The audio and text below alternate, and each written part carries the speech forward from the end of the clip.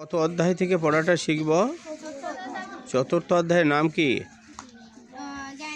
জ্ঞানীয়। জ্ঞানীয় থেকে কত নম্বর শ্লোক শিখব? 9 নম্বর শ্লোক কে বলেছেন? শ্রী ভগবান বলেছেন। সবাই বলো, জন্ম কর্ম সমে দিব্যম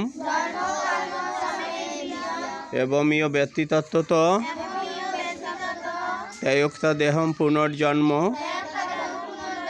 নয়তি মামেতি সহ অর্জুন।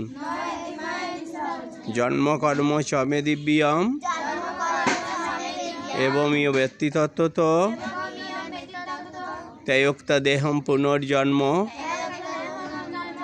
নয়তি মামেতি সহ অর্জুন। জন্ম কর্ম সমে দিব্যম এবং ইয় ব্যক্তিতত্ত্বত ত্যায়োক্তা দেহম পুনর্জন্ম নয়তি মামেতি সহ অর্জুন। জন্ম কর্ম চমে দিব্যম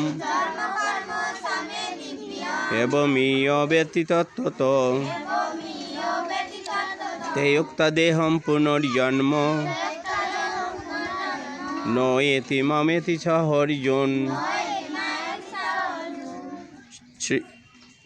আমরা এটা অনুষ্ঠব ছন্দে পাঠটা শিখলাম, তাই তো?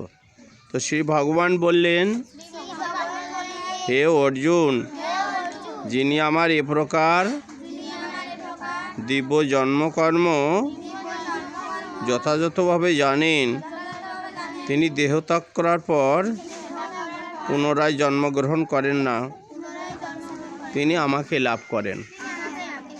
তাহলে আমাদের লক্ষ্যটা কি থাকবে? যে ভগবানের কাছে পৌঁছানো, তাই না? তো সেইভাবে আমাদের কর্ম করতে হবে। কিন্তু আমরা যদি আসলে ভগবানের উদ্দেশ্যে কোনো কর্মই না করি, তাহলে কিভাবে যাব ভগবানের কাছে? যাবে না, কোনোভাবেই সম্ভব না। তো দেখি এবার আমরা পড়াটা কে বলবে?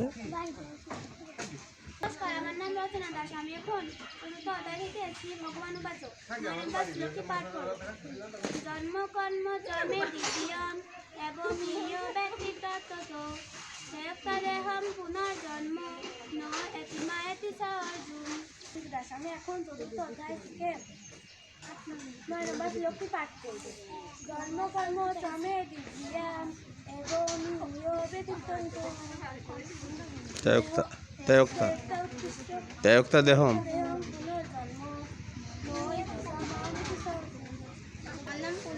আমি এখন চতুর্থ অধ্যায় জ্ঞানীয় থেকে 9 নম্বর শ্লোকটি পাঠ করব।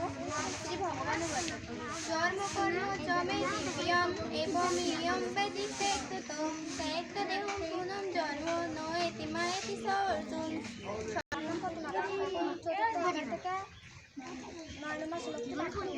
জন্ম কর্ম সমে দিব্যম এবং ইয় ব্যক্তিতত্ত্বত ত্যায়োক্তা দেহম পুনর্জন্ম নয়তি মামেতি সহ অর্জুন।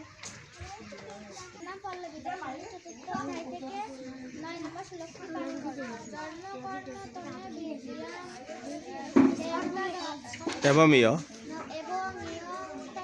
এবং ইয় ব্যক্তিতত্ত্বত ত্যায়োক্তা দেহম পুনর্জন্ম নয়তি মামেতি